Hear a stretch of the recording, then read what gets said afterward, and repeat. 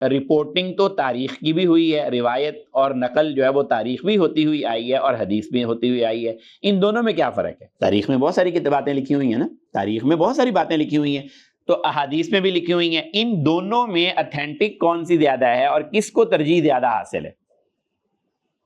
Prefer کس چیز کو کیا جائے گا؟ یا کسی چیز کی اگر خوبی کو جاننا چاہیں بحیثیت مسلمان ہم اپنے احادیث کے ذخیرے کو، تو ہمارے علماء نے، ہمارے اساتذہ نے اس حوالے سے بھی کچھ نکات لکھے ہیں جن سے یہ ہمیں پتہ چلتا ہے کہ جو ہے حدیث اور تاریخ کے اندر بہت عجیب و غریب قسم کے جو ہے نا وہ فرق پائے جاتے ہیں. مثال کے طور پر محدثین جو باتیں اور جو واقعات نقل کرتے ہیں ان کے پاس اکثر جگہوں پہ چشمدید گواہ موجود ہوتے ہیں، چشمدید گواہ موجود ہوتے ہیں اور ان کی بنیاد پر حدیث آگے نقل کی جاتی ہے. اور تاریخ جو ہے جب بھی نقل کی جاتی ہے یا جب بھی اس کو جمع کیا جاتا ہے، اس کو منضبط کیا جاتا ہے، تو بہت کم واقعات تاریخ میں ایسے ہوتے ہیں جس کے عینی شاہدین وہاں پر موجود ہوں. عینی شاہدین کی کوئی گارنٹی نہیں ہوتی کہ یہ جو تاریخ نقل کی جا رہی. مثال کے طور پر کوئی آدمی اٹھے اور وہ فیصل آباد کی تاریخ لکھنا شروع کرے آج، تو وہ مختلف حوالوں سے جمع کرے گا، مختلف کتابوں سے جمع کرے گا. ان کتابوں والوں نے کہاں سے دیکھ کر وہ چیزیں لکھی تھیں، کہاں سے نہیں لکھی تھیں، کوئی اس کا یعنی عینی گواہ ہونے کی کوئی گارنٹی نہیں ہے. حدیث کے اندر جو ہے وہ عینی گواہ ہونے کی گارنٹی ہوتی ہے.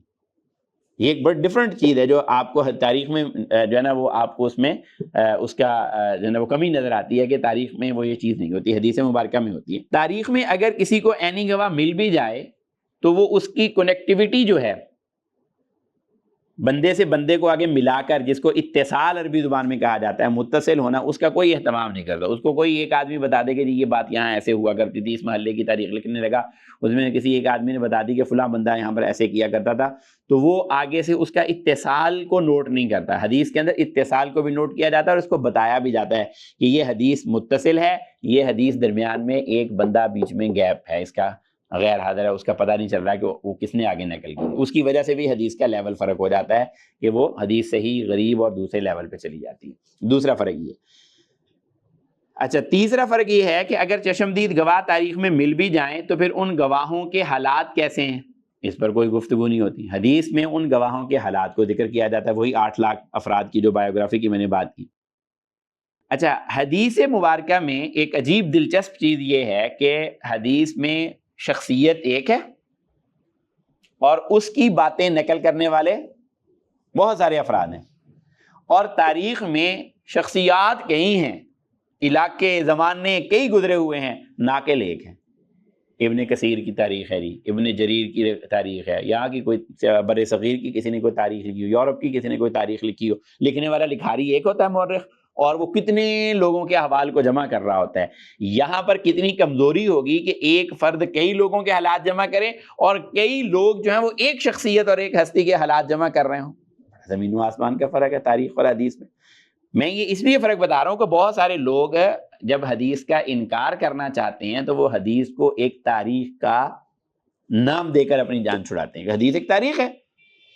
قرآن تو قرآن ہے جی، تواتر کے ساتھ ثابت ہے. احادیث تو خبر واحد کے درجے کی چیزیں، یہ تو تاریخ ہے. حضرت ابو ہریرہ نے یہ کہہ دیا، حضرت معاذ بن جبل نے یہ کہہ دیا، حضرت عبداللہ ابن عمر نے یہ کہہ دیا، ابن مسعود نے یہ کہہ دیا، ابن عمر نے یہ کہہ دیا، بس ٹھیک ہے. ابن عباس نے یہ کہہ دیا، بس اس کو تاریخ کی طرح لیتے ہیں. نہیں بھئی، تاریخ اور حدیث میں بڑا زمین و آسمان کا فرق ہے کہ اس کے اندر حدیث کا جب جمع ہو رہی ہوتی ہے تو شخصیت ایک ہے اور اس کو جمع کرنے والے لوگ کتنے، اور تاریخ میں بندہ ایک ہے اور کتنے لوگوں کی باتوں کو وہ جمع کر رہا ہوتا ہے. رخ کا ہی فرق پڑ جاتا ہے. اور پھر اس کے بعد اگلا فرق یہ ہے کہ تاریخ نقل کرنے والا جو ہے نا اس کا کوئی ذاتی تعلق نہیں ہوتا گزرے ہوئے لوگوں کے ساتھ، کوئی دلچسپی نہیں ہوتی، کوئی عقیدت نہیں ہوتی، کوئی وابستگی نہیں ہوتی، کوئی قلبی لگاؤ نہیں ہوتا. حدیث مبارکہ میں ٹوٹل اس کے 180 کے فاصلے پر دوسری طرف کھڑے ہوتے ہیں کہ جو اپنے نبی کی بات نقل کر رہا ہے وہ اس کے ساتھ ایک دلچسپی ہے، اس کے ساتھ ایک پیار ہے، ایک وابستگی ہے. اور ظاہر بات ہے کہ جب آپ کا کسی کے ساتھ پیار اور وابستگی ہوتی ہے نا، اس کی یاد آپ کے دل پر نقش کر جاتی ہے. آپ کے بچوں نے جب چلنا سیکھا، یاد آ رہا ہے نا وہ واقعہ، یار یہ چلتا یعنی یوں چلنا سیکھا تھا میرے بچے نے. صحیح ہے، اپنے آپ کے بچوں کی جو سرگرمیاں ہیں چھوٹے چھوٹے ہوتے ہوئے، کیونکہ اس کے ساتھ ایک گہری ایفلیشن ہے، اس کے ساتھ تعلق اور محبت اتنی زیادہ ہے، اپنے ماں باپ کے ساتھ اتنی محبت اور تعلق ہے، اپنے بہن بھائیوں کے ساتھ اتنی محبت اور تعلق ہے کہ انہوں نے جو کچھ کیا ہوتا ہے وہ دماغ پر گہرے اور انمٹ نقوش ہوتے ہیں، چلتے ہوئے کئی چیزیں دیکھ رہے ہوتے ہیں وہ ساری بھولی ہوئی ہوتی ہیں۔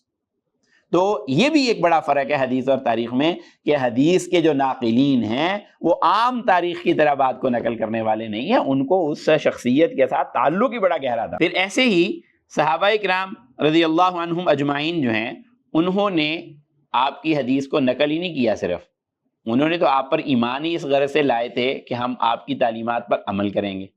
مورخ جمع کرتا ہے تو وہ عمل کرنے کے لیے تھوڑی کرتا ہے، محدث اور صحابہ جب آپ کی باتوں کو جمع کر رہے تھے تو وہ تو عمل کرنے کے لیے کر رہے تھے، تو گویا کہ انہوں نے صرف اپنی زبان، اپنے دماغ، اپنی آنکھوں سے کسی بات کو محفوظ نہیں کیا، بلکہ اپنے پریکٹیکل کے ساتھ باتوں کو محفوظ کیا ہوا۔ تاریخ میں تو یہ دور دور تک اس کا امکان نہیں۔ اس لیے یہ کہنا کہ تاریخ اور حدیث جو ہے یہ دونوں ایک ہی چیزیں ہوتی ہیں، اس لیے یہ بات بالکل درست نہیں ہے کہ دونوں کو ایک ہی پلڑے کے اندر رکھ دیا جائے اور یہ سمجھ لیا جائے کہ تاریخ اور حدیث ایک ہی بات ہے۔ ان دونوں میں بڑا زمین و آسمان کا فرق ہے کہ جو تعلق یعنی ایک حدیث پڑھنے پڑھانے والے کو اور ایک صحابی رسول صلی اللہ علیہ وسلم کو آپ کی ذات اقدس کے ساتھ جو تعلق اور جو گہرا ایک نسبت ہوتی ہے، وہ ایک تاریخ بیان کرنے والے کو اس چیز کے ساتھ کوئی تعلق ایسا نہیں ہوتا۔ اچھا، پھر اس کے بعد جو حدیث مبارکہ ہے اس کو غلط نقل کرنا جان بوجھ کر دیدہ دانستہ، اس پر بہت سخت وعیدیں موجود ہیں۔ تاریخ کے حوالے سے ایسی کوئی وارننگ ہی موجود نہیں ہے۔ جو جن حالات میں بیٹھ کر، جیسے موڈ میں بیٹھ کر اس نے، جیسے اپنے ذوق میں آ کر اس نے جو لکھ دیا، اس کی کوئی ویریفیکیشن کرنے والا ہی نہیں ہے، اس کا کراس جو ہے وہ ایگزامن کرنے والا اس کا کوئی نہیں ہے کہ اس کا کراس ٹیسٹ کر سکے، کوئی آدمی کو چیک کر سکے کہ بھئی انہوں نے جو باتیں کی ہیں وہ واقعی ویسی تھی بھی نہیں تھی۔ یہی سے آپ کو یہ فرق بھی پتہ چل جانا چاہیے کہ جب ہم صحابہ کرام رضوان اللہ علیہم اجمعین کی ذات کو دیکھتے ہیں تو وہاں پر بہت سارے ان کے آپس کے کچھ ڈسپیوٹس تھے اور وہ تاریخ میں رپورٹ ہو کے آئے۔ وہ کس میں رپورٹ ہو کے آئے؟ تاریخ میں رپورٹ ہو کر آئے۔ اور دوسری طرف نبی کریم صلی اللہ علیہ وسلم کی انڈورسمنٹ پائی جاتی ہے ان صحابہ کے بارے میں کہ یہ میرے صحابی ہیں، یہ عادل لوگ ہیں، یہ اپنے وہ ایسی ان کے اللہ تعالیٰ نے پاکیزگی کر دی ہے۔ قرآن ان کی انڈورسمنٹ کر رہا ہے، ان کی شخصیت کی پیوریفیکیشن قرآن ان کو بیان کر رہا ہے۔ تو تاریخ اور حدیث کے جب آپ یہاں پر کمپیریزن کریں گے تو دونوں کو ایک جیسا نہیں رکھ سکتے نا، کہ دونوں کو ایک ہی لیول دے دیں اور یہ کہنے جو تاریخ میں آیا تھا فلاں صحابی جو ہیں ان کا فلاں کے ساتھ یہ جھگڑا تھا یا یہ ایسا کیا تھا یا انہوں نے اس موقع پر ایسا کیا تھا۔ بھئی یہ تاریخ کی باتیں ہیں، اس کی اتھینٹسٹی تو دیکھ لو اس حد تک ہے بھی یا نہیں، اور دوسری طرف رسول اللہ صلی اللہ علیہ وسلم کی زبان اقدس سے نکلے ہوئے فضائل ہیں۔ اب ان دونوں کا جب آپس کے اندر کمپیریزن کرو گے تو کس چیز کو ترجیح دو گے؟ تاریخ کو ترجیح دو گے؟ نہیں، تاریخ کو پڑھ کر آپ کا جو ذہن مائنڈ سیٹ بنے گا وہ بالکل اور طرح کا ہوگا۔ حدیث کو آپ پڑھ کر دیکھیں گے تو آپ کو بالکل اور ہی رنگ نظر آئے گا کہ یار آقا علیہ الصلوۃ والسلام تو اپنے صحابہ کے بارے میں کچھ اور کہہ رہے ہیں اور تاریخ جو ہے نا وہ کچھ اور ہی بیان کری جا رہی ہے۔ تو بہرحال جو ہے وہ حدیث مبارکہ کو بیان کرنے کے حوالے سے جو ہے وہ وارننگز بھی موجود ہیں، تنبیہات بھی موجود ہیں کہ بھئی میری حدیث نقل کرنی ہے۔ اور میں نے سنائی تھی کہ متواتر حدیث ہے یہ کہ من کذب علی متعمدا فلیتبوأ مقعدہ من النار، کہ جس آدمی نے جان بوجھ کر میری طرف کسی جھوٹ بات کو منسوب کیا وہ اپنا ٹھکانہ جہنم میں بنائے۔ تو یہ تاریخ اور حدیث کے اندر کمال کے جو ہیں وہ فرق پائے جاتے ہیں۔ ان فروق کو بھی ہمیں اپنے سامنے رکھنا چاہیے اور اس حوالے سے ہمیں اس بات کا اندازہ ہونا چاہیے کہ حدیث مبارکہ کا وہ لیول نہیں ہے جو تاریخ کا ہوتا ہے۔ تاریخ تو ایک بہت سرسری سی اور سطحی سی جمع ہوتی ہے، لوگوں کے حالات کو جمع کیا جاتا ہے، رپورٹ کیا جاتا ہے، لیکن نبی کریم صلی اللہ علیہ وسلم کی احادیث مبارکہ کی اتھینٹسٹی اور اس کے اندر جو وقار اور اس کا جو اللہ تعالیٰ نے کمپائل کروایا ہے وہ کوئی معمولی سی چیز نہیں ہے۔